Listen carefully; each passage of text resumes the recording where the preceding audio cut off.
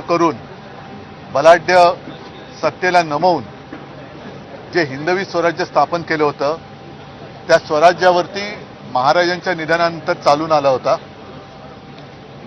औरंगजेब जिंकायला आला होता महाराष्ट्र, पण महाराष्ट्राच्या मातीचा एक कणही जिंकू शकला नाही। महाराजांपासून स्फूर्ती आणि प्रेरणा घेतलेल्या महाराष्ट्राने, मग त्याच्यात साहजिकच आहे छत्रपती संभाजीराजे, राजाराम महाराज, ताराराणी आणि असंख्य मावळ्यांनी त्याला मुठमाती दिली।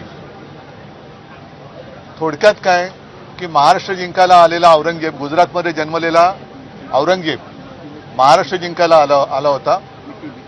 महाराष्ट्रातली माती तो जिंकू शकला नाही, मातीचा कण जिंकू शकला नाही, पण महाराष्ट्राने त्याला मुठमाती दिली। अशा औरंगजेबाचं समर्थन कोणीही शिवप्रेमी करणार नाही। त्याच्यामुळे जर कोणी त्यांचं थडगं उकळण्याची भाषा करत असेल तर नुसती भाषा किंवा आंदोलन करण्यापेक्षा डबल इंजिन सरकार जे आहे ते नुसतं वाफा सोडतंय का? कारण मुख्यमंत्र्यांनी ही कबर उखडण्यामध्ये असमर्थता दाखवलेली आहे आणि त्याला केंद्राचं संरक्षण आहे। म्हणजे केंद्र सरकार औरंगजेबाच्या थडग्याला संरक्षण देणार असेल तर मग केंद्र सरकारला विचारलं पाहिजे किंवा भारतीय जनता पक्षाला आम्ही विचारतोय, तो औरंगजेब तुमचा कोण लागतो? आणि दुसरी गोष्ट अशी की औरंगजेब असो, अफजल खान असो, ही छत्रपती शिवाजी महाराजांच्या पराक्रमाचे पुरावे आहेत। ते जर यांना वाटत असेल नष्ट करायचं तर आंदोलन काय करताय? तुम्ही सरकारकडे जा, मोदींकडे जा आणि मोदींना म्हणा की गुजरातमध्ये जन्माला आलेला औरंगजेब जो महाराष्ट्राने त्याला मुठमाती दिली ती कबर तुम्ही उद्ध्वस्त करा आणि तो जेव्हा सोहळा कराल तेव्हा चंद्राबाबू आणि नितीश कुमारला प्रमुख पाहुणे म्हणून बोलवा। आहे सोपा विषय आहे, त्याच्यात दंगल करायचं कारण काय? कालची नागपूरची दंगल ही पूर्वनियोजित होती, कारण अफवा त्याच्या आधी खूप मोठ्या प्रमाणात पसरवण्यात आलं होतं। आता त्याच्याबद्दल गृहमंत्र्यांचं घर हे नागपूर आहे, RSSचं मुख्य कार्यालय नागपूर आहे। अशा या नागपूरमध्ये हिंदू खतरमे कसा काय? मग इतके वर्ष तुम्ही केलं तरी काय नेमकं? मग पूर्वनियोजित असेल तर तुमचं गृह खातं झोपा काढत होतं का? हा पूर्वनियोजित कट तुमच्या कानावर आला का नाही? आणि जर आला असेल तर तुम्ही त्याच्याकडे दुर्लक्ष केलं का? या सगळ्या एका प्रश्नामध्ये अनेक प्रश्न दडलेले आहेत। जसं अधिवेशन सुरू आहे, अधिवेशनामध्ये राज्याचे जनतेचे प्रामुख्याने प्रश्न सोडवले गेले पाहिजे, मांडले गेले पाहिजे, मात्र औरंगजेब नाही, अगदी तुमचा प्रश्न योग्य आहे।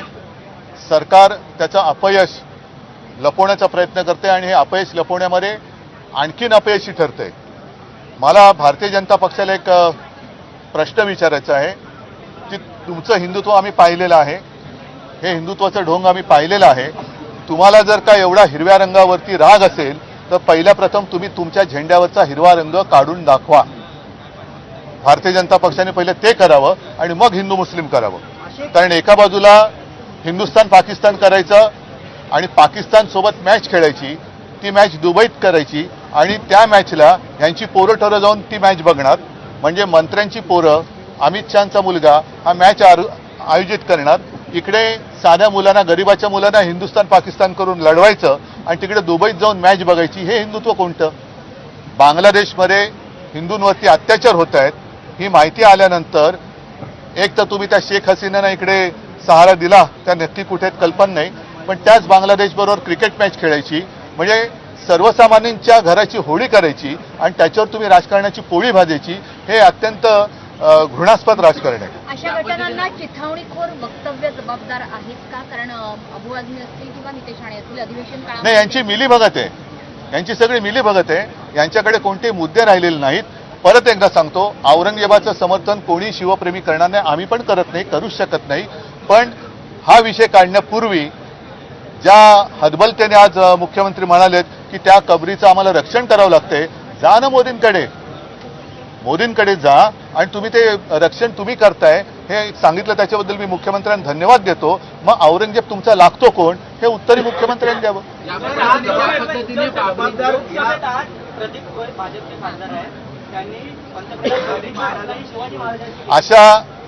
हेच तर भाजपचं घाणेरडं राजकारण आहे।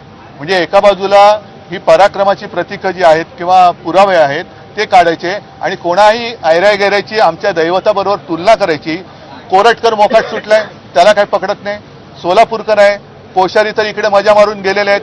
म्हणजे एका बाजूनी शिवछत्रपतींचा अपमान करायचा आणि दुसऱ्या बाजूला तुम्ही औरंगजेबाचा विषय काढून आमच्यात दंगली लावायच्या, असा म्हणजे खरोखर कर्तृत्वहीन माणसाची छत्रपती शिवाजी महाराजांबरोबर तुलना करणाऱ्याला एकाला तरी भर चौकात फटकावला ना तर पुढे प्रकार होणार नाही. पण जामीनला जबाबदार कोण? पायऱ्यांवर आंदोलन केलं, जो पक्ष सत्तेत आहे त्या पक्षाचा उपमुख्यमंत्री आहे, अशा वेळेला औरंगजेबची कब्र काढा म्हणून आंदोलन करतात पायऱ्यांवर. म्हणजे हे अपयशी सरकार आहे, फसवेगिरी करून सत्तेवर आलेला आहे. आणि तो जो प्रश्न तुम्ही विचारलात की यांच्या सगळ्या फसव्या योजना ज्या थापा यांनी मारल्या होत्या निवडणुकांमध्ये, लाडकी बहीण असेल, लाडका भाऊ असेल, शेतकऱ्यांची कर्जमुक्ती असेल, बऱ्याचशा गोष्टी. आता मी बसलो होतो त्या शाळेचं अनुदान, म्हणजे शेतकरी आत्महत्या करतायत, त्या नागरीने आत्महत्या केली, पाण्याच्या कैलास नागरीने आत्महत्या केली.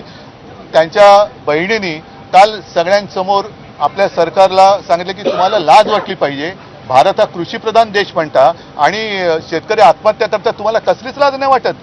काय उत्तर काय तुमच्याकडे? शिक्षक आत्महत्या करतायत. म्हणजे एक एक गोष्ट तुम्ही औरंगजेबाचं थडगं जरूर उकरा, पण त्याच वेळेला शेतकऱ्यांच्या चिता जळतायत त्याच्याकडे लक्ष देणार आहेत की नाही? शेतकऱ्यांच्या चिता जळतायत, आत्महत्या करतात शेतकरी, त्या चिता जळतायत तुमच्या डोळ्या देखत आणि तुम्ही औरंगजेबाचं थडगं उकरताय. तर एकदा उकरून तो विषय संपून टाका.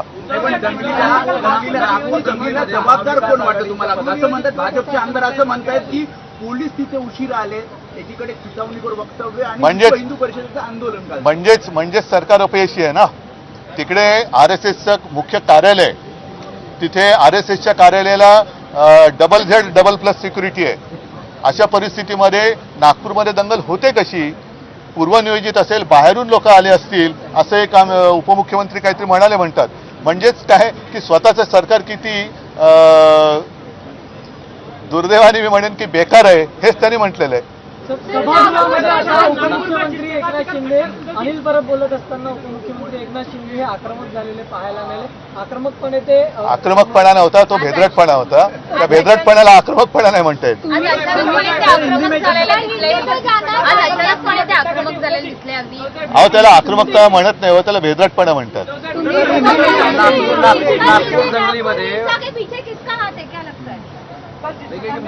मैं मुख्यमंत्री नहीं हूं, ना ही मैं गृह मंत्री हूं.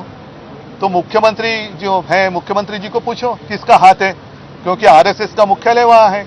अब इनके कार्यकाल में वहां डबल इंजन सरकार है ना, महाराष्ट्र में और केंद्र में. तो डबल इंजन सरकार की असफलता है, और अगर ये सरकार असफल है तो इन्होंने इस्तीफा देना चाहिए. सर, भाजपा ने कहा ये हिंसा है जो ये साजिश की ओर इशारा करती है. साजिश की ओर इशारा करती है. किसकी साजिश है? किसकी साजिश है? और इसलिए मैंने कहा कि जिसका जन्म गुजरात में हुआ था, ऐसा औरंगजेब, जब हमारे छत्रपति शिवाजी महाराज उनके पश्चात महाराष्ट्र के ऊपर उन्होंने आक्रमण किया था और महाराष्ट्र में उनकी कब्र बांधी गई. बार बार कहना ठीक नहीं, लेकिन सच्चाई है कि गुजरात में जिसका जन्म हुआ था वो औरंगजेब महाराष्ट्र के खिलाफ, छत्रपति शिवाजी महाराज जी के खिलाफ जो महाराष्ट्र में आए थे, वो वापस आगरा नहीं जा सके. तो आप 400 साल पुरानी बात आप निकाल रहे हैं तो निकालो, और इमीडिएट जो भी वहां उनकी कब्र है उखाड़ डालो. लेकिन उस वक्त चंद्रबाबू नायडू और नीतीश कुमार जी को जरूर बुलाइए. लगातार जिस तरीके से बयान मिनिस्टर जो मंत्रियों द्वारा आ रहे थे, कौन से बयान? नीतीश राणे जैसे क्या बयान? जो लगातार औरंगजेब का मुद्दा छेड़ रहे थे, नीतीश राणे हो, राजा हो, क्या लगता है कि प्रमुख कारण बना इस पूरी हिंसा के? नहीं, मैंने कहा ना कि उन्हीं की सरकार है ना. चिल्ला चिल्ली नाटक ढोंग क्यों कर रहे, नाटक क्यों कर रहे? जाओ मोदी जी के पास. और नहीं, और जो बुलडोजर यूपी में चला रहे थे, वैसा बुलडोजर चलाओ ना. किसने रोका है? मुख्यमंत्र्यांनी अशा वक्तव्य अगर ऐसी बात है तो भाजपा ने अपने झंडे से हरा रंग निकालना चाहिए. बिल्कुल. अगर भारतीय जनता पार्टी बीजेपी को हरे रंग से कुछ तकलीफ है तो उनके झंडे पर जो हरा रंग है वो उन्होंने हटाना चाहिए. तुम्ही आमच्या भगव्याला कलंक लावण्याचा प्रयत्न केला. शिवसेनेचा भगवा जो शिवछत्रपतींचा भगवा आहे त्याला कलंक लावण्याचा प्रयत्न केला आणि तुम्ही आम्हाला हिंदुत्व शिकवता. तुमच्या झेंड्यावरचा पहिला हिरवा काढा. नागपूर ठीक आहे. पदाधिकाऱ्यांच्या उद्देशून असं बोलले की तुम्ही आणि अनिल परब हे नरेंद्र मोदी यांना भेटायला गेला होतात आणि माफी हो, तेव्हा एकनाथ शिंदे हे मोदींच्या कचरा डस्टबिन मध्ये होते, आम्हाला कळलंच नाही. चला, धन्यवाद. जय हिंद, जय महाराष्ट्र. कबरीला संरक्षण देण्याची गरजच काय असं उद्धव ठाकरेंनी सवाल केलेला आहे. त्याचप्रमाणे जर का सत्ताधाऱ्यांना नको असेल तर औरंगजेबाचं थडगं उद्ध्वस्त का करत नाही असा सवाल केला.